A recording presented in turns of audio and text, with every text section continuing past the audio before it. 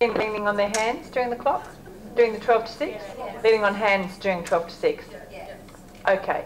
So today you're going to work with a partner, and there will be 3 variations. And now they're not going to just do 12 to 6, because otherwise Shona's going to storm off and have a little hissy fit, aren't you? She's quite the prima donna. No judgments there. Do you know, and I said to somebody, you know, if I say something, it's the opposite. So if I say, oh, you're so fat, it's because you're not. Because if you were fat, I wouldn't say, oh, you're so fat. So if I say someone's a prima donna, they're not a prima donna, well, I know that I can get away with it. And when I was teaching in Bhutan, and they're so polite, but they're quite cheeky. But you know, it took about a week and a half for the cheekiness to come out. Anyway, we had this driver, this guide that used to take us to work and whatnot. And we were chatting about something, and there was someone else, and I said, oh, this, whatever his name is, can't remember. He is so nice. He's just so lovely. And he's going like this, and he said, yes, but you're Australian, and if you say that, that means I'm not nice. And then he cracked up laughing. So he got me double whammy. He got me at my own game. It's great. So there you go. Senses of humour. Got to be careful, Susan. They don't necessarily travel. Anyway. So with your partner, they're going to, they'll do the whole clock. So 12 till 12, all the way around, clockwise and anti-clockwise. And you will be behind them to start with and go for the ride on the pelvis. And then you can think of, let's say, we'll restrict you to 3 other places that you're allowed to place your hands and go along for the ride. So choose wisely, my friends, because you're restricted. You're limited. You can't just place your hands anywhere willy-nilly. You've got to be discerning, right?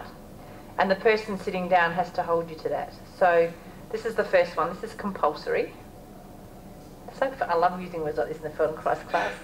It's like, you know, you never say you don't say compulsory in a Feldenkrais class, but I can.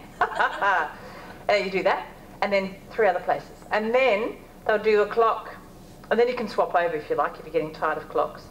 And then you'll explore, we haven't done this in the ATM, but you'll have your soles of your feet together and you do the clock in this position. It's on your elbows. And then you'll do it lying down, soles together. Okay? Doing the clock. So 3 similar but subtly different orientations. And you're just feeling the movements as you can. And you might not be able to get 3 positions necessarily. And so the person doesn't have to do it a million times. You know, just a couple of, otherwise you'll go crazy. I've already booked a mat. Yeah. Soles of the feet together. Okay? The task is clear? What's the feet? Are they always like this? Yep.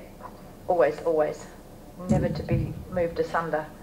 Now, actually, why don't you ask me what's this for, Susan? What's this for? You tell me. It's to clarify. Yeah, what might you notice? What might you clarify? For both of us, what spare pelvis is doing. Yeah. Different orientations. Yeah. What else might you be clarifying or learning? What else is happening in the rest of the body? The timing.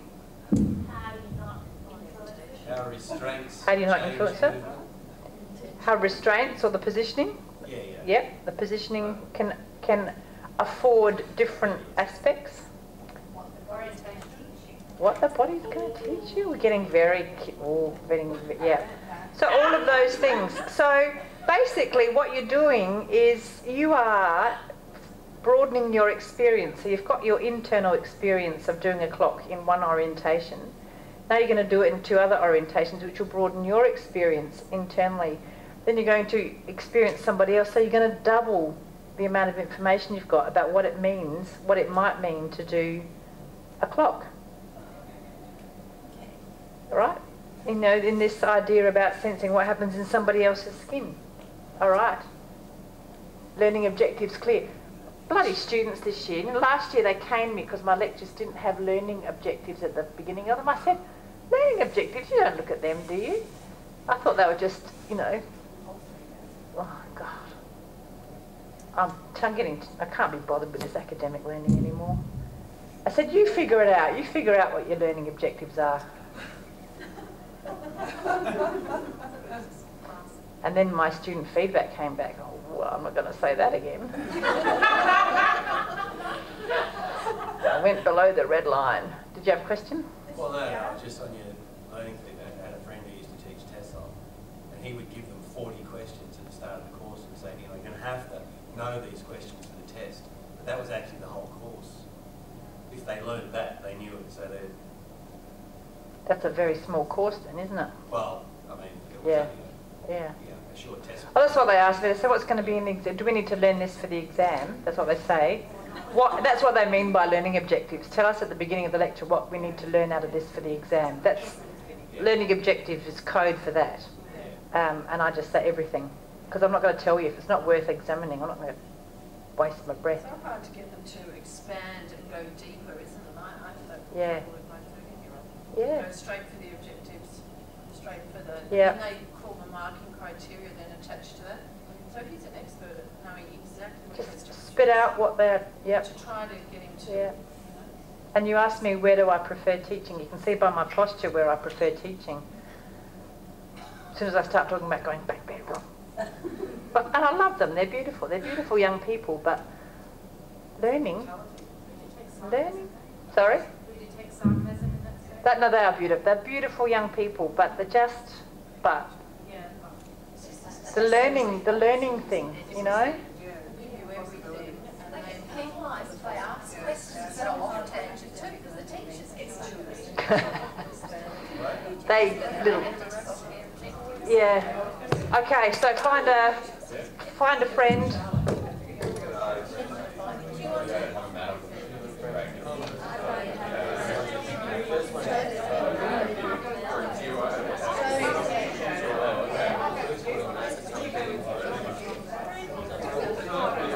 Are we even?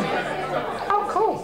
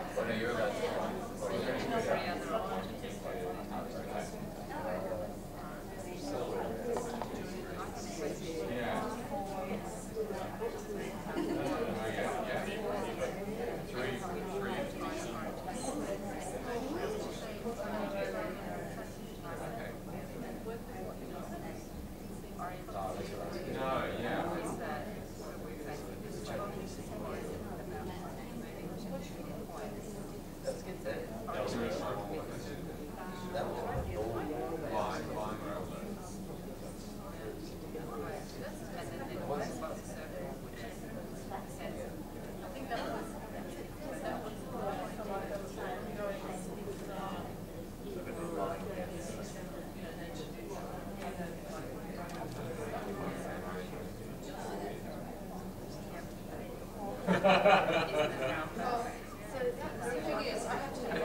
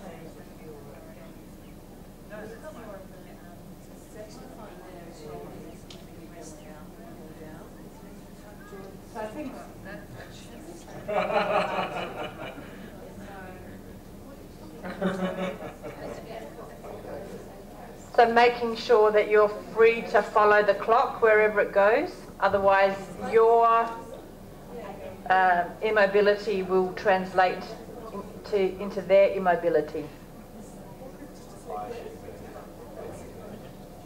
Yes, thank you for translating into English. Basically, you should be free to move to follow them.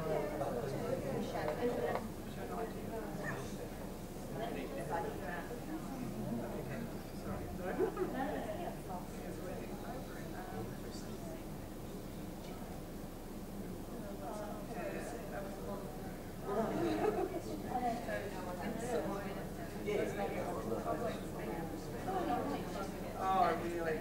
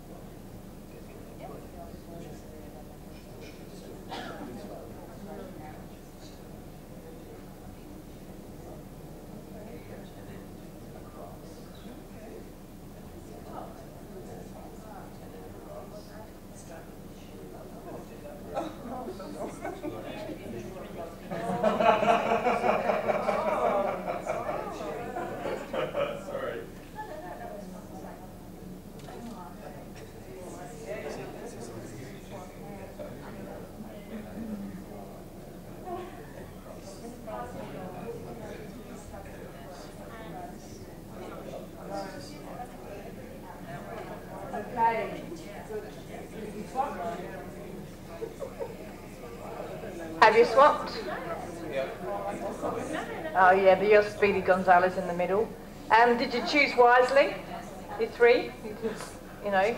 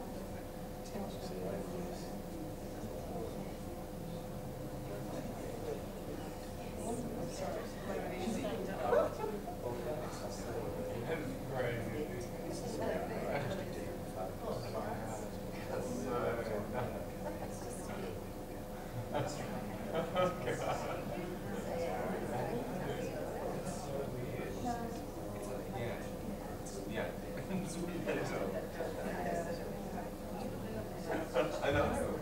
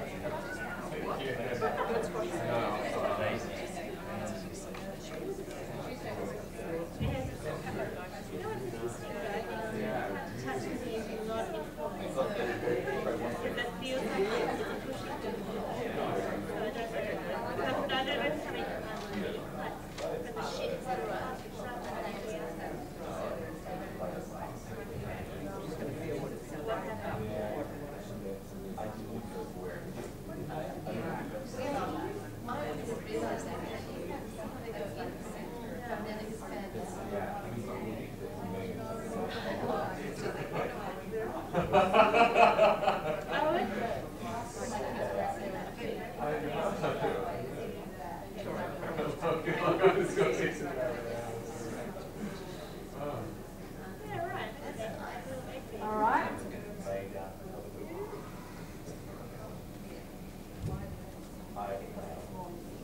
Okay.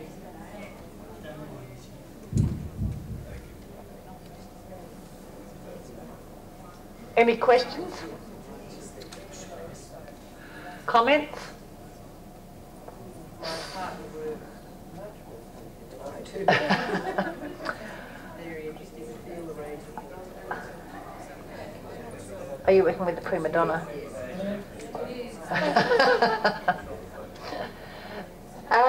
Yes, smoothness is in the eye of the beholder, isn't it? Everyone was in a trance. Yeah. Oh, right. It's doing this clock. Yeah. Like everyone was in a trance. Yeah.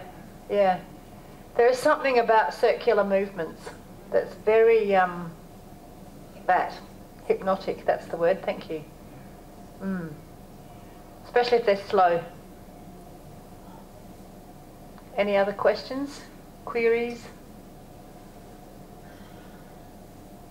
Did you pick good spots with your rations?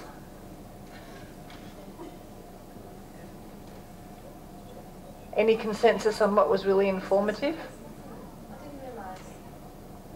Touching this. She can't talk with her hands. Almost there.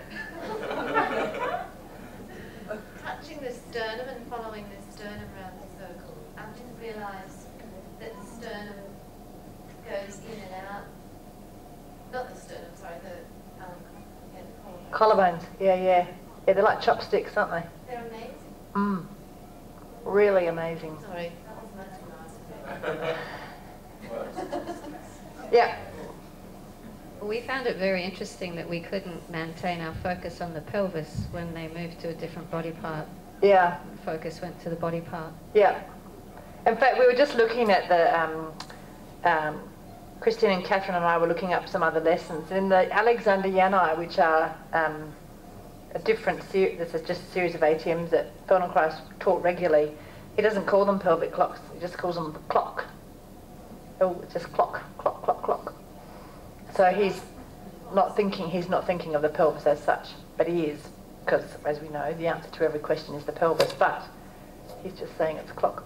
And I think last week you had clocks everywhere, didn't you? Is that what you were whinging about the first day?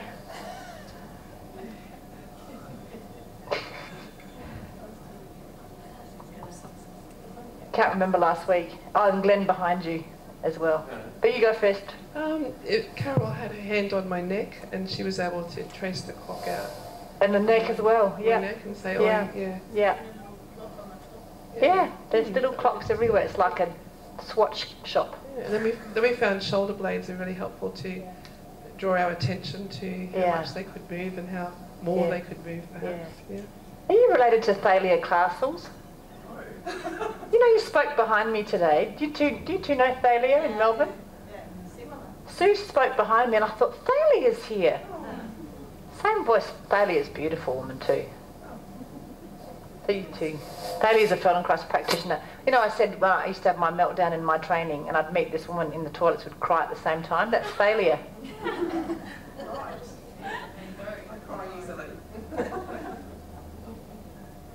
Glenn has been moving also. of the head reminded me of that one we did in Melbourne where you draw the clock on your forehead and on the back of your head while straddling a chair. Ah. Really blew our minds, that one. Did it? Yeah, that's just made up. They just did that to take the mickey out of you. You don't know that one? I do. I'm just teasing Jenny it. did that one, I think. Oh, no, not Jenny. One of the other practitioners. Yeah. They can get extraordinary. Poor Glenn is just waiting and waiting. Oh, I'm not waiting on this. Yeah. I suppose I was there. No, it was just interesting to find, like, I mean, I was expecting it kind of.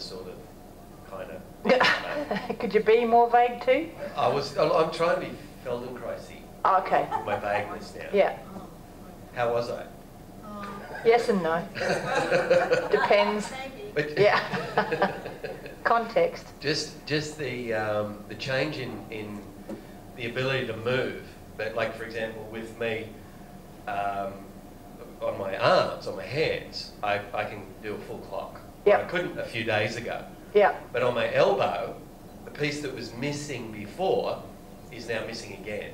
Oh, okay. You know what I mean? Like Yeah, I go yeah, around yeah. and then, that bit isn't there anymore. Yep, and yep. then go back around. And so You got something I to filled play that with. in Yeah. finally. Yeah. And then doing it on the elbows now, oh shit, I can't do it anymore. Right. Like in that position. Yeah, so you've got I found that something to interesting. play with.